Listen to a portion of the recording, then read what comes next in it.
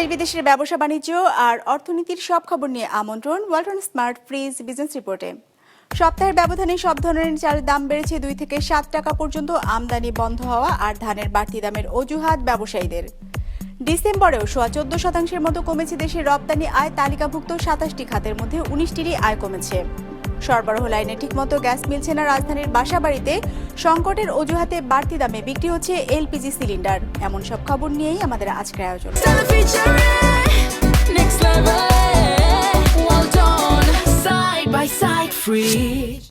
আমনের ভরা মৌসুমে বাড়তে শুরু করেছে চালের দাম। সপ্তাহের ব্যবধানে সব ধরনের চালের দাম বেড়েছে 2 থেকে 7 টাকা পর্যন্ত।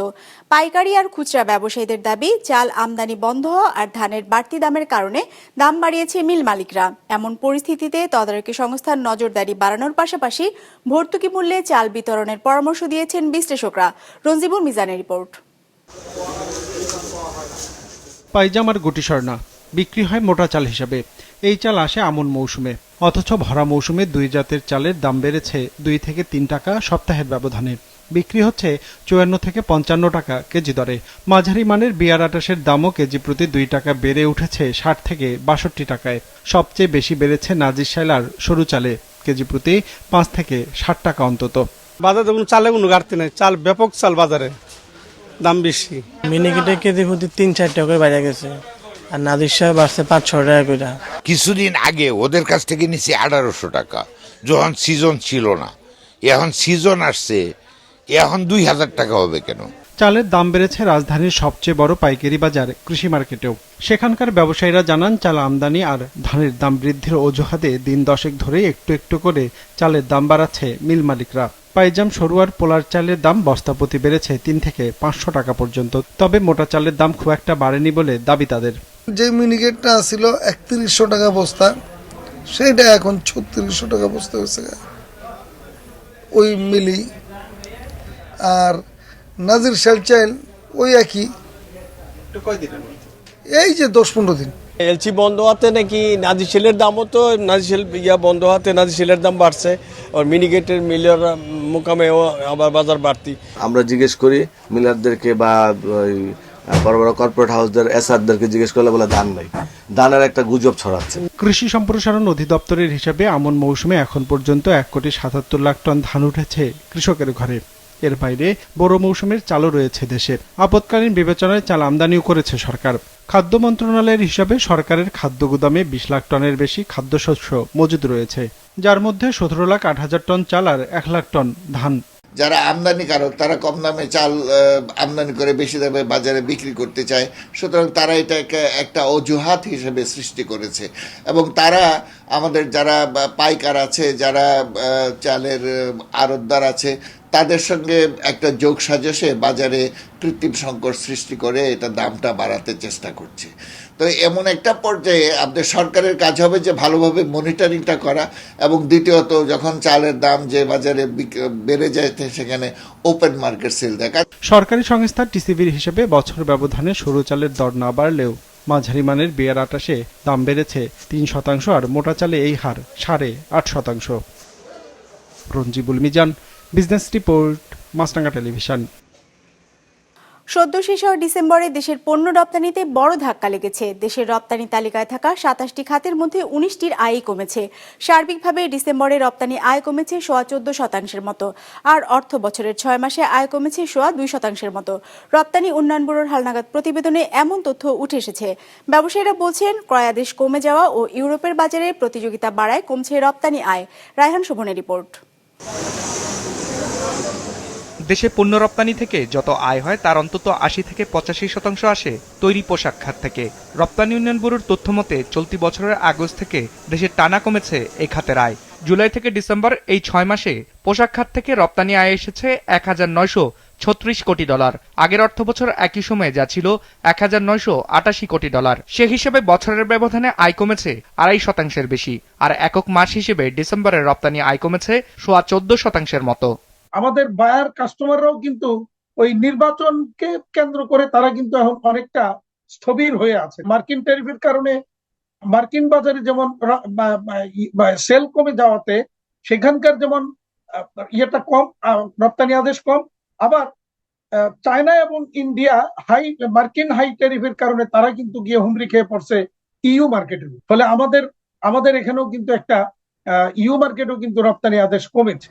শুধু পোশাক খাতের নয়, এই সময় কমেছে রপ্তানি উন্নয়ন ব্যুরোর তালিকাভুক্ত 27টি খাতের মধ্যে 19টির আয়। সবচেয়ে বেশি কমেছে চামড়া ও চামড়াজাত পণ্য, plastic, footwear, home textile, ceramic সহ বেশ কিছু পণ্যের রপ্তানি। সব মিলিয়ে ডিসেম্বরে পণ্য রপ্তানি থেকে আয় এসেছে $396 কোটি। আগের বছর একই সময়ে যা ছিল $462 কোটি। সে হিসেবে বছরের ব্যবধানে পণ্য রপ্তানি থেকে আয় কমেছে 14.2%। ইপিবির তথ্যমতে টানা 5 মাস ধরেই কমছে রপ্তানি আয়। চলতি অর্থ বছরের জুলাই থেকে ডিসেম্বর সময় পণ্য রপ্তানি থেকে দেশে আয় এসেছে $2,399 কোটি। আগের অর্থ বছর একই সময়ে যা ছিল $2,453 কোটি। অর্থাৎ আয় কমেছে 2.25%। আগামী জুন পর্যন্ত এই যে ডিক্লাইনিং টেন্ডেন্সি যেটা চলছে এবং জুন পর্যন্ত এটা চলবে। একটা রাজনৈতিক সরকার বা গণতান্ত্রিক প্রক্রিয়া নির্বাচিত হয়ে দায়িত্বে আসে, তাহলে তারা যদি খুব দ্রুত কোনো পদক্ষেপ নিতে পারে তাহলে হয়তোবা জুনের পরে গিয়ে কিছুটা ইমপ্রুভ হতে পারে। সামগ্রিকভাবে যদি আমাদের রপ্তানি আমরা না বাড়াতে পারি তাহলে কিন্তু আমাদের যে রপ্তানি এবং আমদানির মধ্যে যে পার্থক্য এটা অনেক বেশি হবে এবং তার ফলে আমাদের বৈদেশিক খাতে যে চাপ, এই চাপটা কিন্তু বৃদ্ধি পাবে। এই জন্য সবচেয়ে বড় প্রয়োজন যেমন আমাদের তৈরি পোশাক খাতের যে বাজার, এটাকে আমাদের পুনরুদ্ধার করা এবং আমাদের একই সঙ্গে সঙ্গে আরো বেশি প্রয়োজন সেটা হচ্ছে রপ্তানি বহুমুখীকরণ করা। তথ্য বলছে 2024-25 অর্থ বছরে দেশে পণ্য রপ্তানি থেকে আয় এসেছিল $4,828 কোটি। রায়হান শোভন, বিজনেস রিপোর্ট, মাছরাঙা টেলিভিশন।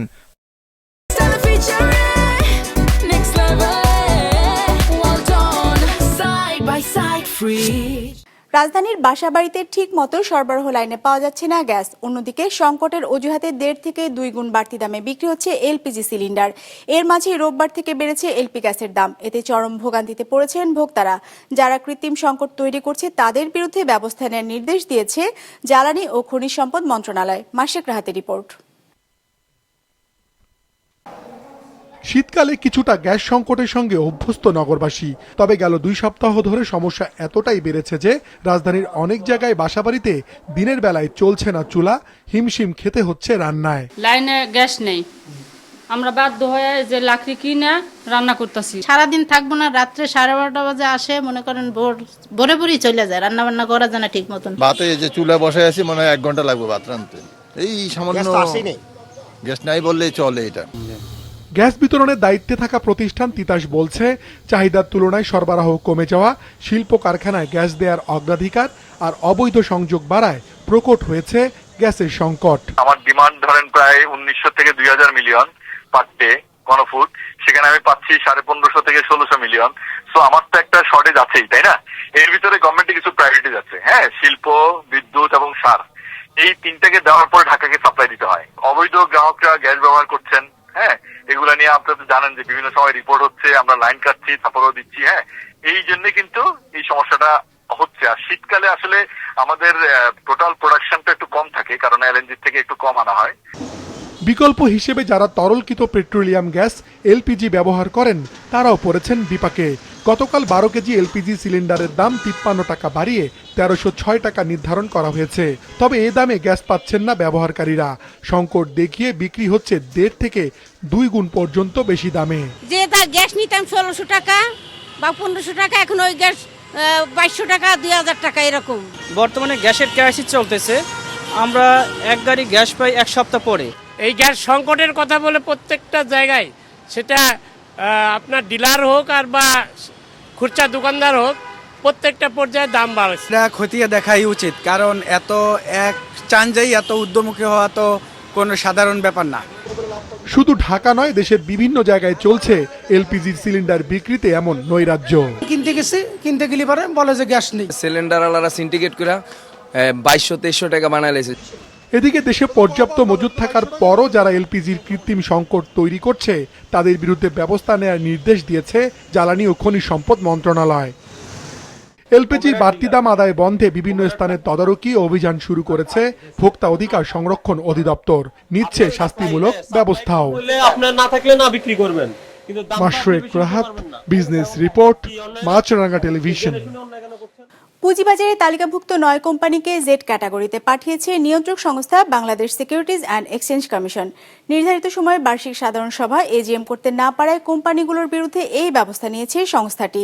এর প্রভাবে সোমবার ঢাকা স্টক এক্সচেঞ্জে কোম্পানিগুলোর শেয়ার লেনদেন কমেছে 10% পর্যন্ত। ইকরামুল ইসলাম খানের রিপোর্ট। বছর শেষ হলেও এখনো বার্ষিক সাধারণ সভা এজিএম করেনি পুঁজিবাজারে তালিকাভুক্ত 9 কোম্পানি। অথচ 2025 সাল শেষ হওয়ার আগেই এজিএম করার বাধ্যবাধকতা ছিল। একই সাথে ছিল লভ্যাংশ ঘোষণার কথাও। নিয়ম না মানায় এসব কোম্পানিকে জেড ক্যাটাগরিতে পাঠিয়েছে বিএসইসি।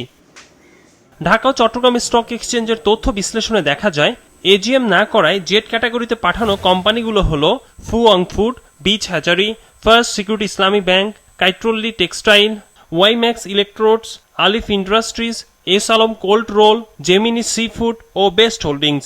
9টা কোম্পানিকে যেটা পাঠিয়েছে তা এখন প্রত্যেকটা কোম্পানি বায়ারলেস, কোনো বায়ার নেই। আলটিমেটলি বিনিয়োগকারী ক্ষতিগ্রস্ত হচ্ছে, কোম্পানি ক্ষতিগ্রস্ত হচ্ছে না, কারণ কোম্পানি তো ডিভিডেন্ড দেয়নি এবং কি এজিএমও করেনি। এর জন্য বিনিয়োগকারী কেন দায়ভার নেবে? পুঁজিবাজার ঠিক করতে হইলে কোম্পানিকে পানিশমেন্ট দিতে হবে, কোম্পানিকে জবাবদিহির আওতায় আনতে হবে। তারা কেন সঠিক সময়ে এজিএম করতেছে না, কেন সঠিক সময় ডিসবার্সমেন্ট করতেছে না, ডিভিডেন্ড দিচ্ছে না, এগুলাকে জবাবদিহির আওতায় আনতে পারলেই বাজার ঠিক হবে।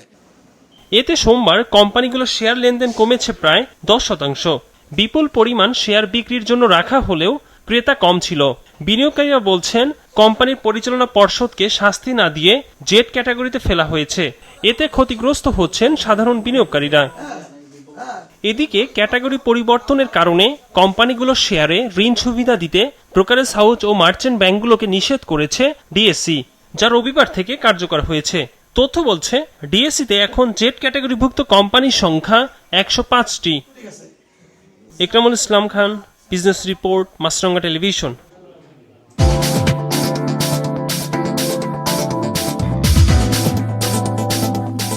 সূচক পতন দিয়ে শেষ হয়েছে ঢাকা স্টক এক্সচেঞ্জের লেনদেন। সার্বিক সূচক ডিএসসি এক্স 10 পয়েন্ট কমে দাঁড়িয়েছে 4,954-তে। বেচা কেনা হয়েছে 485 কোটি টাকার। লেনদেনে অংশ নেওয়া প্রতিষ্ঠানগুলোর মধ্যে দর বেড়েছে 143টির, কমেছে 189টির, আর অপরিবর্তিত আছে 57টির দর।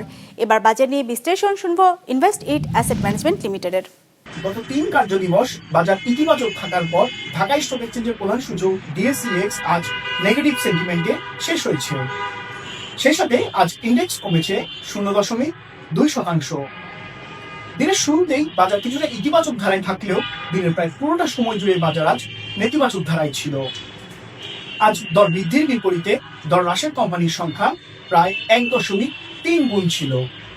তবে ইন্স্যুরেন্স সেক্টরে আজ সবচেয়ে বেশি পরিমাণে বাই প্রেসার লক্ষ্য করা গেছে। মার্কেট টার্নওভার আজ গত কার্যদিবসের তুলনায় 9.6% হ্রাস পেয়েছে। টার্নওভারের দিক থেকে ব্যাংকিং সেক্টর আজ শীর্ষস্থানে ছিল, এরপরেই ছিল টেক্সটাইল সেক্টর এবং ইন্স্যুরেন্স সেক্টর। ওরিয়ন ইনফিউশন আজ টার্নওভারের দিক থেকে শীর্ষ শেয়ার ছিল। আজ সর্বোচ্চ দর বৃদ্ধি পেয়েছে প্রগতি লাইফ ইন্স্যুরেন্স, যেখানে সর্বোচ্চ দর হ্রাস পেয়েছে আলিফ ইন্ডাস্ট্রিজ। সম্মিলিত ইসলামী ব্যাংক থেকে 2 দিনে গ্রাহকরা ফেরত পেয়েছেন আমানতের 107 কোটি টাকা। এছাড়া ব্যাংকটিতে এ সময় আমানত এসেছে 44 কোটি টাকার।